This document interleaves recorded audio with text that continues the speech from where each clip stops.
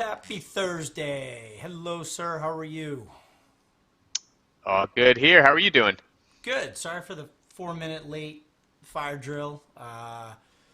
Tech issues, but I got them straight. Sorry for coming at you a little bit late here, but hope you guys are doing well. It is now May 19th.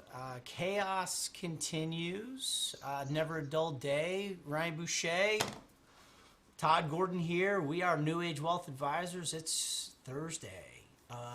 Feels like we just got off last Thursday's show. Literally, it felt like it was yesterday. Yep. We've But we've seen a lot in this last week, whether it was close out to last week, couple, good day early this week, and then yesterday's calamity. But as we're kind of heading into close, it doesn't look too bad today. It's been a definitely interesting day from what the futures were saying, and then an hour ago looked like all the major indices were up. Um, Kind of getting back to flat with the Nasdaq. But yeah, interesting trading day, but probably a lot to digest since we were here last week and to yeah, discuss, especially as it relates to probably retail this week. That was the big one. that was the big one. Boy, those earnings reports were pretty unbelievable, and I have some stuff prepped for the show here today, the looking at the financials of the earnings and of the major retailers, which really got the latest sort of, I guess, the latest stage of this sell off, or it's the latest catalyst for continuing to push lower, even though we've seen some relative strength and some resilience in tech. So we'll talk about that. We're in the process right now of rebalancing the portfolios. Made some adjustments. We can talk about that. We tried to get into it last week, and it's kind of a long process that we're doing here, working with our custodian, which is Schwab, working with our cool new software that Ryan put together. So we're in the process of doing that. We have a couple I have an alternative idea, an addition that we're presenting to our clients that we'll take you through here. This kind of market, man, it requires a lot of hand holding, a lot of diligence and watching, and boy, there's so much that's being thrown at us. Like most of the day, right? I mean, I'm taking care of the portfolios. Ryan watches all the portfolios and just watching, interpreting the markets and the economy as I do, but he also does the planning and strategy. It just feels like, man, the news and the market developments and reactions to it is taking up most of our time, at least on my end. Would you agree?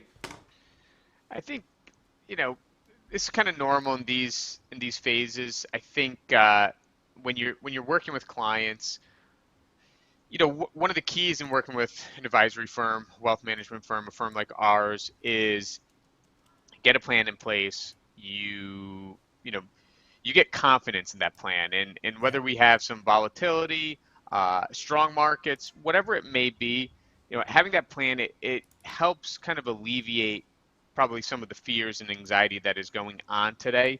However, when we're seeing a steep sell-off, when we're seeing 6 7 weeks of market dropping as it has, you need to be in contact with people, and you Yep. need to be able to interpret what's going on out there, because you can still have a long-term plan in place. Clients can still feel confident with that, but at the same time, they want to know what's going on. They want to hear from us. They want to kind of have our view of what we're seeing, both in the markets, the overall economy. Hmm.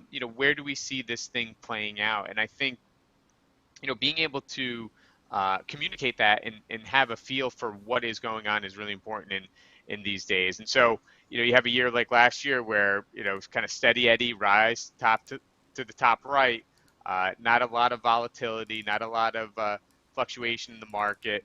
Your time is spent in other areas. I think in this chaotic, hectic market that we've seen over the last, I don't know, since probably the beginning of April, right? So the last six or Yep. seven weeks, it requires a little bit more, whether it's I don't think we're necessarily hand holding, because I think the what we're communicating and talking to clients about, I think they're comfortable with the approach and what we're doing, but it's key to stay on top of it, and it's key to know what's happening and to be able to have those conversations and get into some depth, because again, you can be a long-term investor, but it's never easy to kind of see the markets do what they're doing right now, and certainly something we don't take lightly and it's really important to what we're doing here. Yeah. So let's just update where the markets stand. And what's interesting, as we're complaining to you, talking about how how much we've put into the last week, it's interesting. We haven't really gone anywhere since last week. So last week we're talking about sort of the technical position of the market and what Ryan is saying. Deciding the best path forward, because we really focus on the short term and the medium term, so our clients don't have to. And of course, a lot of the clients that have come to us to New Age in the beginning are from my former life, which is very short term trading and swing trading and options, and so they're in tune to the market, so they're watching as well. But let's kind of start there and just show you where we are right now. The market's been kind of flat. We've been up and down today. Volatility is set in here a little bit as we're heading into the close. 5 minutes to go. The S&P is down a half. Nasdaq's down a half. The Russell's actually up a touch. Small cap Russell. VIX is off pretty handily. So you have volatility down 7% at 29.3, with all the major indices also down. That's interesting. Copper, crude are up. Bonds are up. TLT, which is your bond ETF that tracks 20 plus year, also up. Gold continues to be useless. Take it off your screen. Crude oil pushing highs, 110 area. Nat gas is up, and the dollar's actually down a little bit, down 1%, which is a big move in the currency land. But let me just start off here real quick. I won't go down this rabbit hole that we did last week, but we are continuing to be at this technical support level that, again, borrowing and leaning back on my old life, which I'll forever do. This highlighted zone is a support in the market that may possibly hold, and nobody knows what's going to happen. But the level in the S&P was right around 30, pretty much 3,800 area here, 3,850. This was the 12th, which is exactly last Thursday. So we were doing the show Thursday, Rye. We bounced up all the way in, and then yesterday was a big sell-off, and here we are sort of retesting it right now. So we're kind of double testing this key technical level. I described the principle last show, so you can go back and review that if you like. That's the S&P, and then here's the Nasdaq doing the exact same thing, and I'm going to show you that, and then I'll go over to the semis real quick. Same thing. So here's the Nasdaq down from November of last year, down, up, in this key kind of technical support level. And all it is basically the percent decline here, which is 33%. Is that right? Whatever that percent decline is exactly equal. And again, that'll pop up 22%. That's right. Is exactly equal to this, which is another 22% decline, which is amazing. And again, this was Thursday's show. This was the level we talked about last week, and we bounced up, and here we are retesting again on Thursday. It's not a coincidence. And you could actually, I could show you the same thing in the semis. In fact, let me just round that point out. SMH, which is showing a little bit of relative strength in here. So here's the SMH, the semiconductor holders. That same level in the SMH is actually not even reached yet, 212. So percent decline here, same percent decline, sort of that 1, 2, 3, or they call it an ABC. Is at 212 area? We didn't even touch it. And if you technical geeks like me would say that's even a little inverse head and shoulders, I'll tell you what, this is the kind of stuff that reversals can be made out of. I'm not calling that, but the fact that we're still at this level, we've gone nowhere in a week, and yet pessimism and bearishness have gone up with this retail. With the retail sales figures that we've seen with the earnings from the retailers, pessimism's up, yet we're at the same place. I find that interesting. Yeah, in this week especially, I mean, the steep sell-off we saw yesterday kind of felt like, I know value in kind of more defensive sectors had been holding up so well. To see staples kind of come into the mix yesterday and really kind of lead on the way down. I mean, It was definitely, I was a little nervous, just seeing the participation on the downside. I do think, when you look at it from a big picture. So, I mean, what was it? The day before was Walmart. Yesterday was Target. I mean, some of the other big box retailers have been doing okay through earnings seasons. I think Walmart and Target especially were hit with both kind of inflationary cost issues and higher levels of inventory. And Yeah, yeah, I think when you take a step back, we've known inflation's been an issue. That's been an issue for a long time. Going back months now. Inventories there. I had seen charts going back to March that were showing inventory levels kind of on the rise. I don't think that was as huge of a surprise, but the headwinds and the challenges in this type of environment when the top line numbers were strong. I mean, they didn't blow off expectations or blow by expectations, but they were strong. They were positive. They were growing. It's a bottom line number.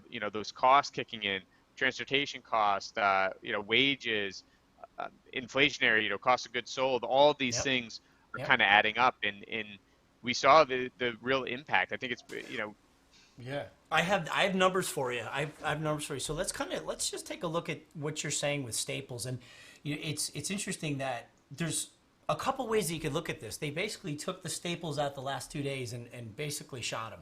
I mean, you see General Mills and Kellogg's and Coke, and the stocks are down 5%. Like this market is just so you either look at that and say, okay, the market is discounting that the consumer cannot hold up under these inflationary pressures, or they're shooting everything at this point, and once everything's been shot, and that's a horrible analogy, that is when a bottom can be found. I mean, only after they've killed everything will we come back. I don't know. Or they're saying the consumer's not going to be able to hold up. So let's take a look, and I'll show you those figures actually from the big retailers who just announced. So this is the relative rotation graph. I like to watch sort of how the major sectors rotate around the S&P 500. So that's the benchmark, which is the intersection of the XY axis, and you can see that this is a daily chart. So each one of these little dots is 1 day. And you can see that XLK, which is technology, has been rotating in since May 3rd. So really over the last 2 weeks. And check this, right? You would actually have seen staples. This is what I love technicals and love looking at what's actually happening in the market. How I think a lot of times the news and the earnings are late in reacting to what the market was already telling you. You could see staples very strong up here until the end of April, 420, 421, but then you're starting to fall. And as you fall down here to the bottom left, you're rotating out of favor. Staples have been falling since May, since this month came in. So staples are starting to head this way. Technology kind of took a left turn. Discretionary has been horrible. Consumer discretionary got absolutely wrecked. Let me just see what kind of sectors are showing strength in here. You want to find ones that are pointing up and to the right. Energy continues to be strong. And the big one, too, recently has been communications.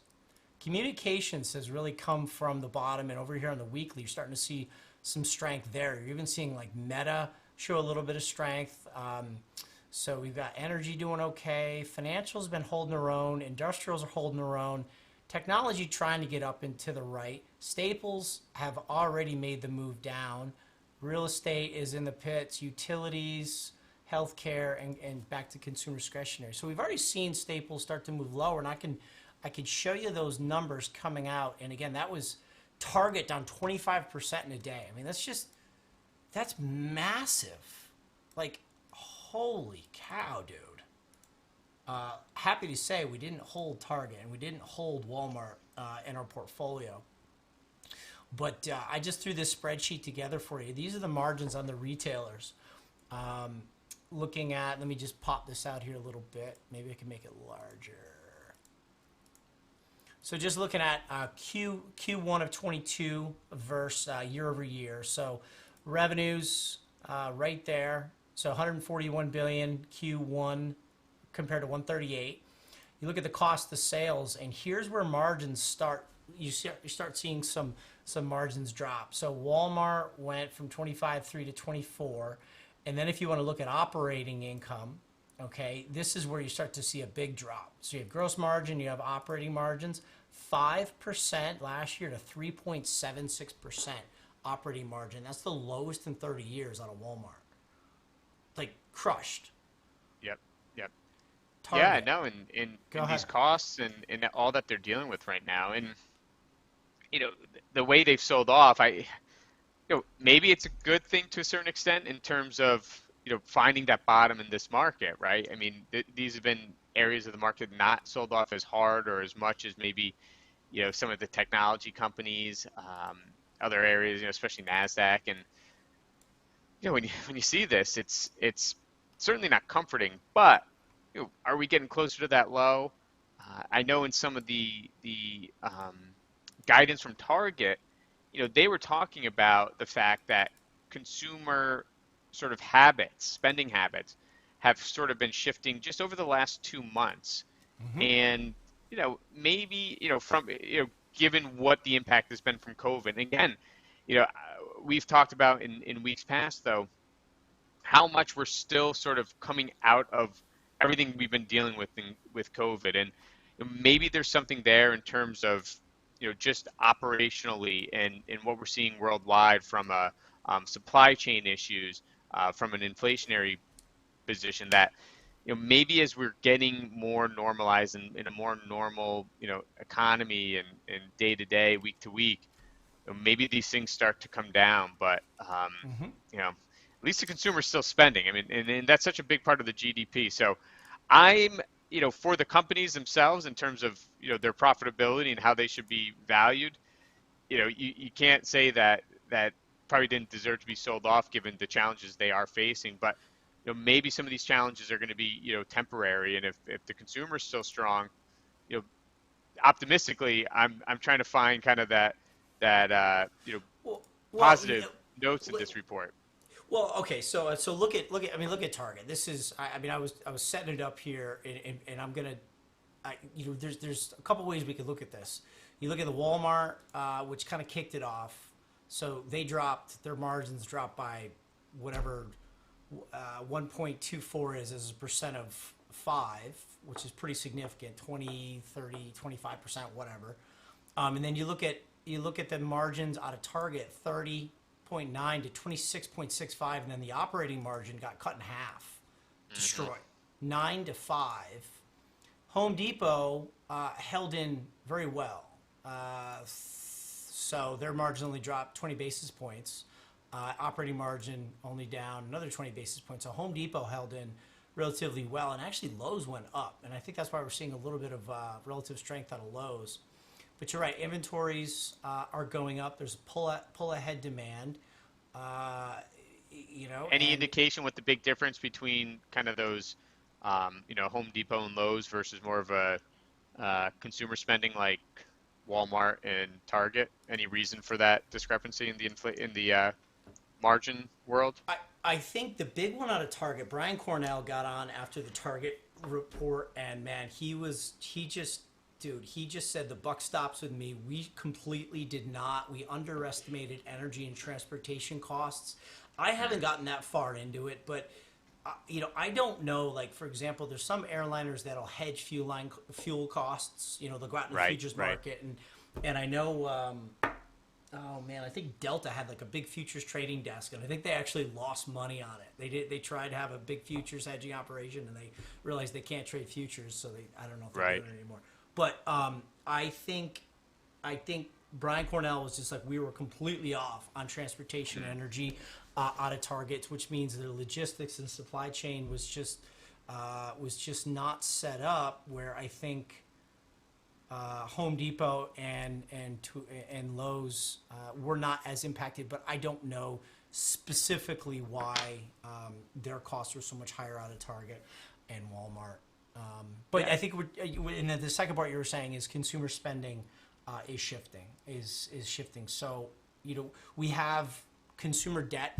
Consumer credit card debt just went to a new high. I have that chart for you. I mean, are people putting it back on credit cards? I mean, what are you thinking in terms of from what you're talking to with our clients? Like, are they from our clients and any anecdotal information, are people changing their shopping habits from what you've heard, or what's your You, feel?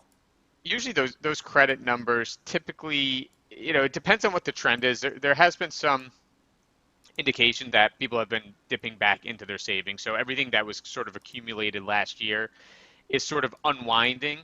Okay. I don't know if that's, again, coming out of COVID, spending more, getting to, again, that more normalized spending levels. When they report, highest credit card debt and those numbers, they typically don't worry me as much because they're dollar-based numbers. I always like to see, okay, what is it as a percentage of discretionary spending, or what is it as a percentage of people's overall net worth? And relatively speaking, from that perspective, I haven't seen a chart in the last couple of weeks, but I know those levels were, historically pretty strong right now. And so when the number gets higher, I mean, that's just kind of cause for, higher prices, higher population. That number is probably always going to be going up.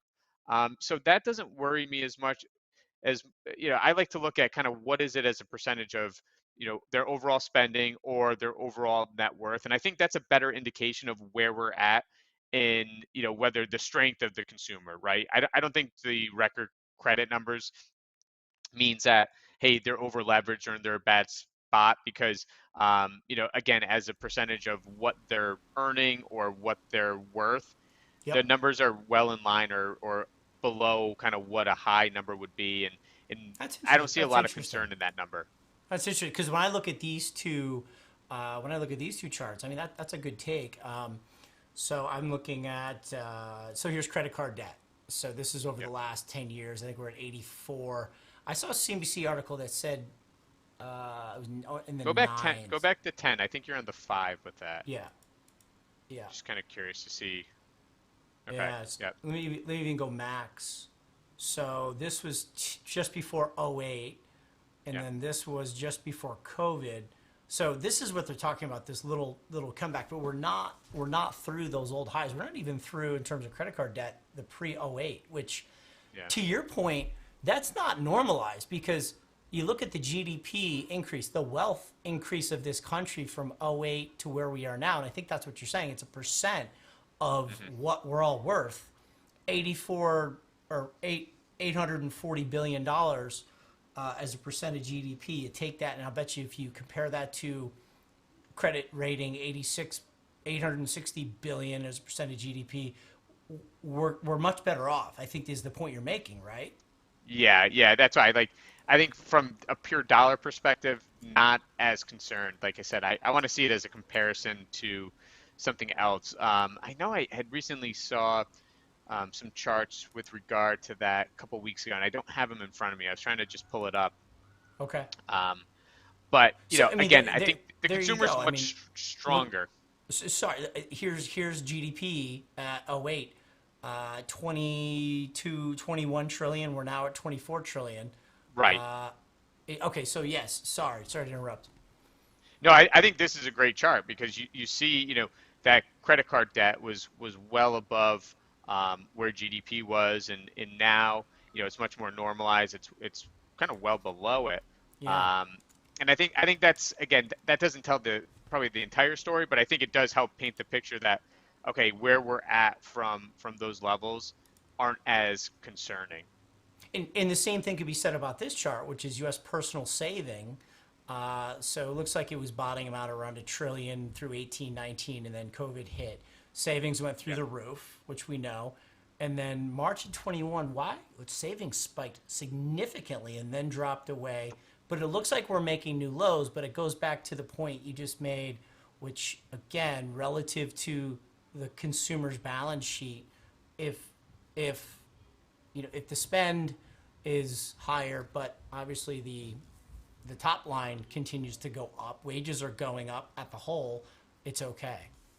Yeah, I think savings getting more normalized now. When you look at that chart, they spiked. I think probably first time because of early COVID, and then Yeah, again probably in early 2021. I'm assuming more outbreaks of COVID. People kind of staying in, not doing as much, and as well as you started seeing some of the government stimulus probably coming out that that led to some of that going up.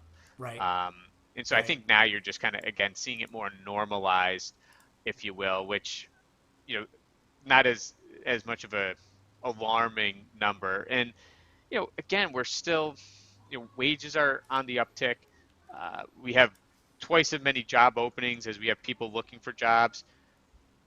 The strength of this consumer is really, really good right now. And even, the Atlanta Fed, I was looking at kind of some of their prospects. They have GDP continuing to rise.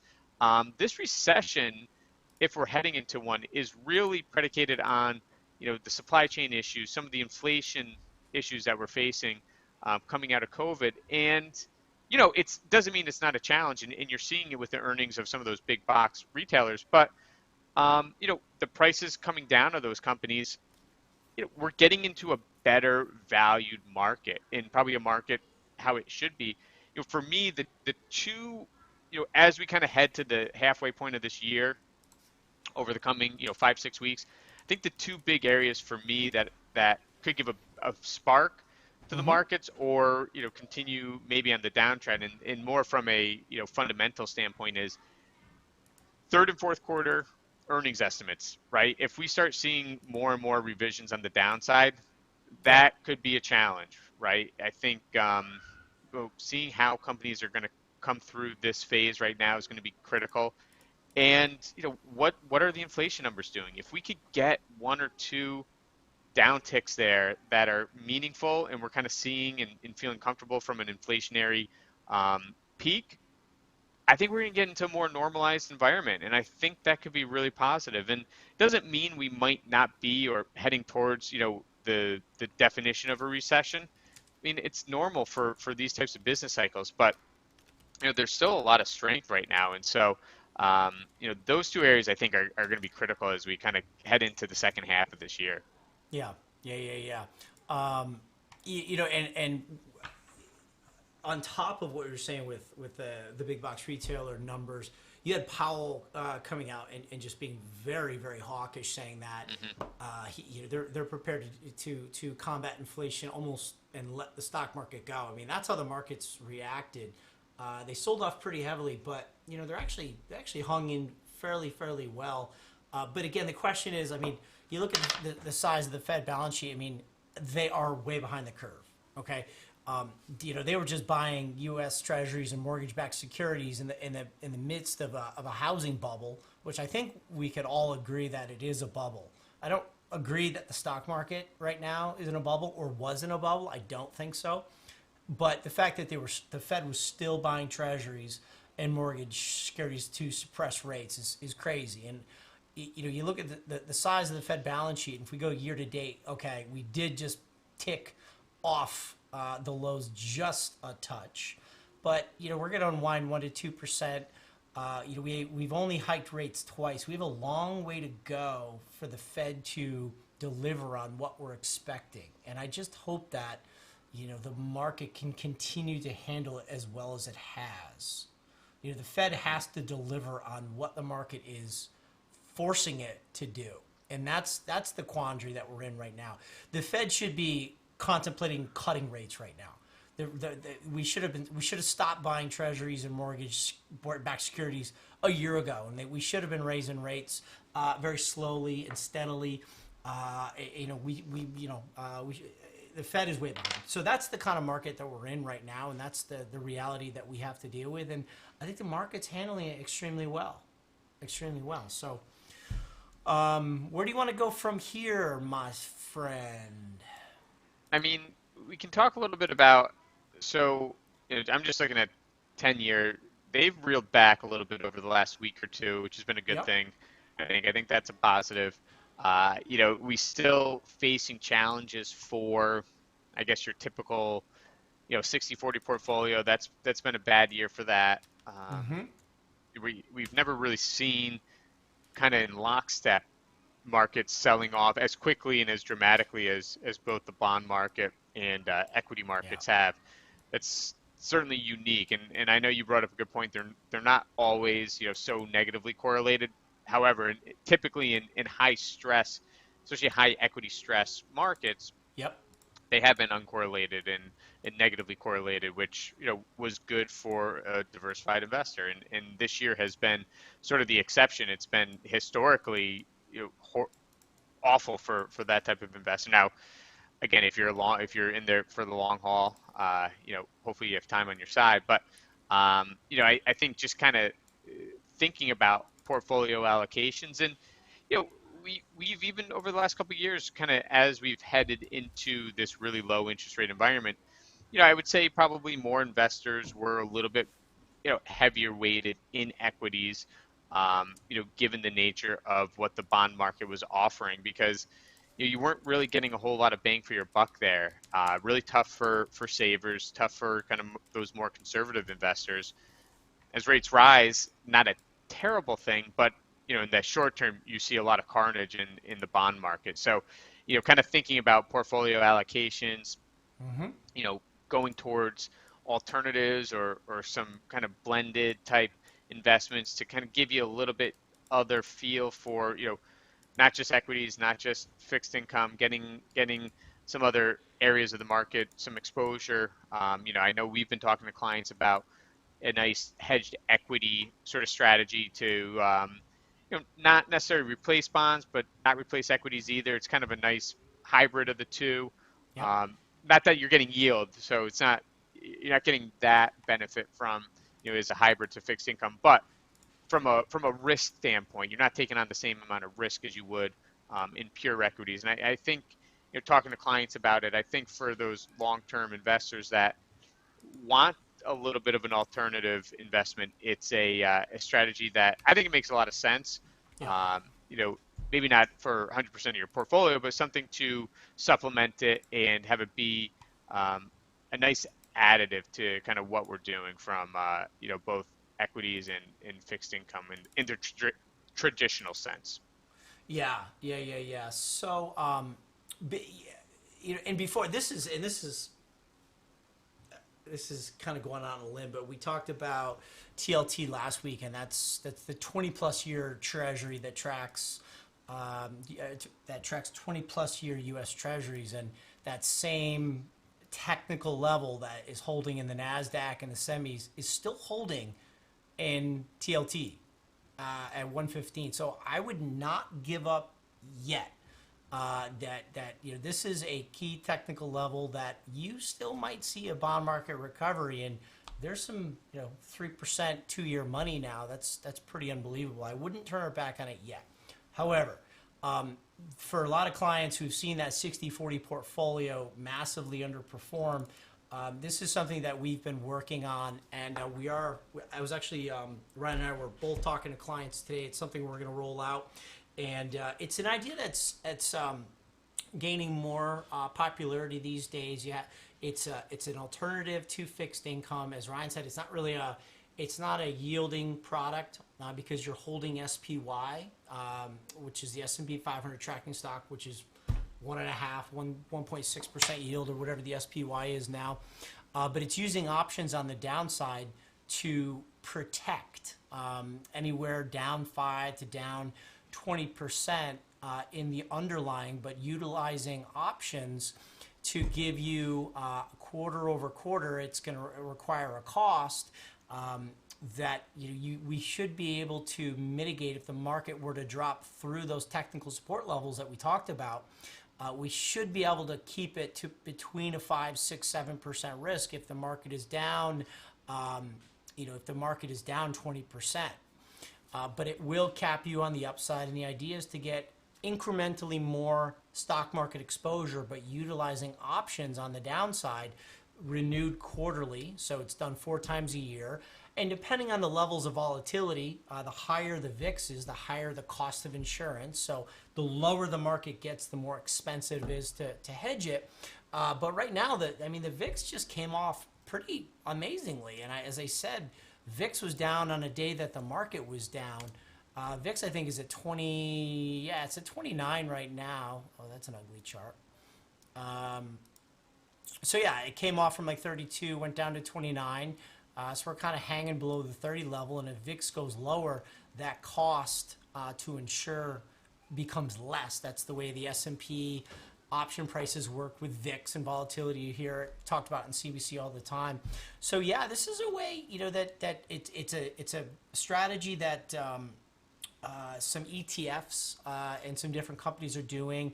JP Morgan has a huge one with 18 or 20 billion dollars under management, and there's probably 4 or 5 different other companies who are also launching these products. But these guys charge like 50, 60, 70 basis points just to hold this ETF that does this, which I came to Ryan and I was like, dude, we can do this just for nothing. Just I know how to do it because I've been trading options for a decade. So yeah, this is something that we're doing with clients who qualify. It can't be done in a retirement account. Unfortunately, it has to be done in a cash account, which is okay because we try to use the index options on the S&P and the NASDAQ, and those are actually tax advantaged if the option hedge works. You'll have to pay capital gains on it, but they are tax advantaged on a 60-40 split.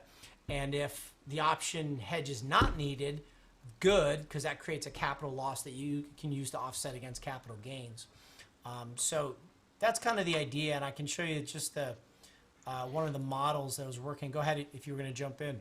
Yeah, no, I mean, I think when you're considering something like this, I mean, really you're taking into account what's your portfolio trying to do. And as we're navigating, again, whether it's the low interest rate environment, and it's still historically low, as well as a rising interest rate environment, sometimes there's just not a huge advantage to bonds. And you kind of know the headwinds that you're facing. They can still act to a certain extent as a defensive holding. They haven't held up so far this year. And having an alternative like this, again, to just kind of add to the portfolio mix. It's not meant to be your entire portfolio, but if you want some participation on the upside that you want to get in fixed income with added defensiveness on the downside that, again, you want to get from pure equities. And as we've seen with fixed income, nothing is, fully stable in kind of these uncharted waters that we're seeing. Then, having something where, again, you can participate with the market to an extent, with more of a defensive tilt can be a good thing. And, and I think why this really works, it's a very good sort of long-term strategy. It's not really, a market timing strategy. You can really kind of have it there and don't, it resets every quarter, but it's sort of a set it, forget it type of opportunity and strategy where, again, it's not necessarily meant to be timed. And, I know, talking to both clients and prospects, there's a lot of people out there that have been sitting in cash for quite a long time. That's the key. It's the key. And that apprehensive of getting into the market. This is kind of like equity with some training wheels, right? Like let's like dip our toe into the sand, into the water, and get some exposure. It's not even so much a fixed. It is a fixed income, but that's the biggest thing. So many people are so afraid of this market. And you know what? Watching the TV, like, I don't blame them. It seems like we're going into nuclear war. We have runaway inflation. We've got, all sorts of headwinds against, like, to say, like, can you, like, in your right mind say this is a good time to buy stocks? I think it might be, but that's a hard argument to make. And you said it perfectly. It's like equities with training wheels, and it's a way for people they know fixed income isn't working, but it's a way to get marginal equity exposure without taking risk. And some people have their proper 60, 70%. Our clients have 60, 70% equity exposure, but they want to get that extra 10, 20%. They can't do it in fixed income, sitting in cash or losing 6, 7% a year. So what do you do with it? You don't buy crypto. Yeah, and even if rates stabilize now, you're still not getting a whole lot there. You're still losing money. You're still losing money. So, excuse me. So this is, Ryan told me not to show you the gory details, but I'll show you real quickly. So, like, basically, we are running out of time, so just be aware of that, because I'll let you option geeks take a screenshot. But so basically, this is throwing SPY on, throwing some downside put spread, selling upside call, and this is the your profit and loss at expiration. So you do it about 3 months out, and you can see the teal number here. You have protection with the SPY, closed around 390 today. You have flat P&L between 375 and 340, right? So this is what we're looking at here. You have minimum downside below from 0 down, and then allows you to participate on the upside. You are capped up here at 440, but that would be a pretty significant rally from here. So it's an idea that's excuse me, gaining a lot of attention. A lot of ETFs out there are doing this. It's not hard to do if you have an options knowledge, and again, they're charging 0.75% just to hold the ETF. And man, most of our clients, we're right around the 1 and 1.25 management fee. So we can do it for what's included in your management fee. But anyways, go ahead. No, I mean, like I said, I think it's good option to look as a added exposure, and it's a good piece. Find where it fits in your portfolio. It's not maybe for everybody, but like I said, when you're kind of looking at what you have available to you today, you definitely want to consider some of these alternative options. And I would say this falls neatly into that mix, and it's a good way to find a piece that fits within the overall exposure and allocation that you may have. Yeah, and another thing that I know we're coming up on time, and we'll let's finish it on this. But the crypto has been another thing. This Tether and Luna, the stable coin thing, which just screams of like long-term capital management to me. When the smartest Harvard brains in the room had it figured out, and then the machine blew up, and kind of the same thing, and that injected some pretty significant volatility into the crypto market. And I think, and we know, crypto has been very much correlated to risk assets, specifically technology and semiconductors. And crypto was sold to us that it's an inflation hedge. Clearly, it's not. All it is a sort of another instrument that's correlated to the direction of tech and semis. And one positive thing that I would say, even with this Tether and Luna, I'm looking for this chart that I threw up on Twitter right here. I think I said this, and just to be clear, I was worried about Coinbase. I sold all of my crypto holdings. I got out of Coinbase because I didn't like what the CEO said, and that stock's getting absolutely crushed. I never liked the stock, but it's interesting what crypto and specifically Bitcoin has done here. So this is a chart that goes back to the end of 21. Bitcoin in green, the semis in purple, and the NASDAQ in white. The Bitcoin chart turned down first in September. Then it was, I would say, NASDAQ. Then it was the semis. So Bitcoin, NASDAQ, semis. So Bitcoin kind of was sort of a leading indicator for risk appetite for growth instruments. So Bitcoin, I think, started to get this risk-off environment, and then you get down into just the month of May, and here's what's interesting. Maybe I sold Bitcoin at the wrong time, which I'm fine. Again, it's not an inflation hedge. If I want to hold something that's correlated to semis, just buy NVIDIA, or buy AMD. But what's interesting is semis and Bitcoin are significantly off the May lows, where the NASDAQ was making a low, and the S&P, by way of energy, materials, and more so staples, were getting crushed today. So I think that leading indicator, which was crypto for growth sell-off, just made a non-confirmation as every other safe sector was just out being shot. So I kind of take that as constructive. Yeah, I think a lot of early crypto, which again they've done very well, the early crypto adopters. You take a step back, get to know who you're taking advice from and where they're coming from on it, because a lot of the early adopters and the folks that were in the media the most, kind of full of it in terms of what they were promoting or how they were promoting it. Yeah. In this whole inflation hedge and everything else that they were pushing so hard, they had no idea. Like, crypto hadn't been around.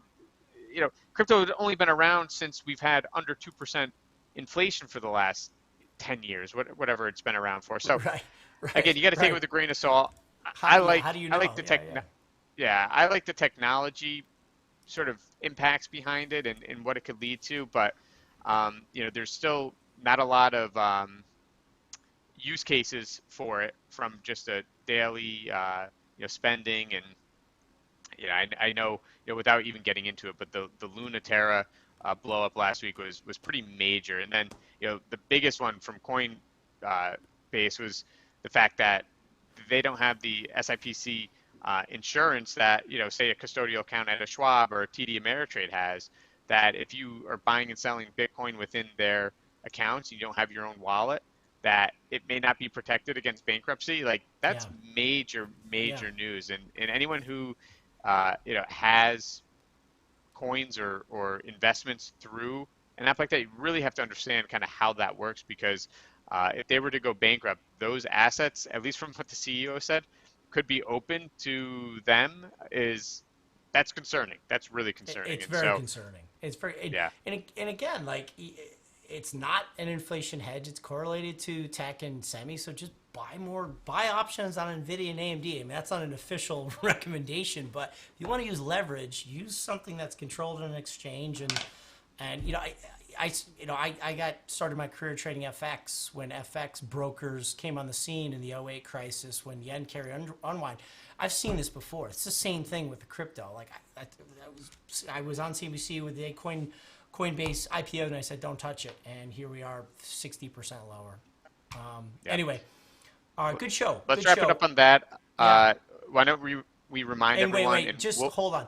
Just check the comment. Mind relaxation market going to start reversing once Kathy Wood out from the market. Market is waiting for Kathy Wood to be out. Ryan brought up a great point. I forgot what article it was. He's like, Kathy Wood has been outperforming and doing very well even before she was famous. She was here long before this big run up, unfairly taking it in the media. I don't know if you want to comment on that. Maybe go read his article. Ryan had a really good take on that.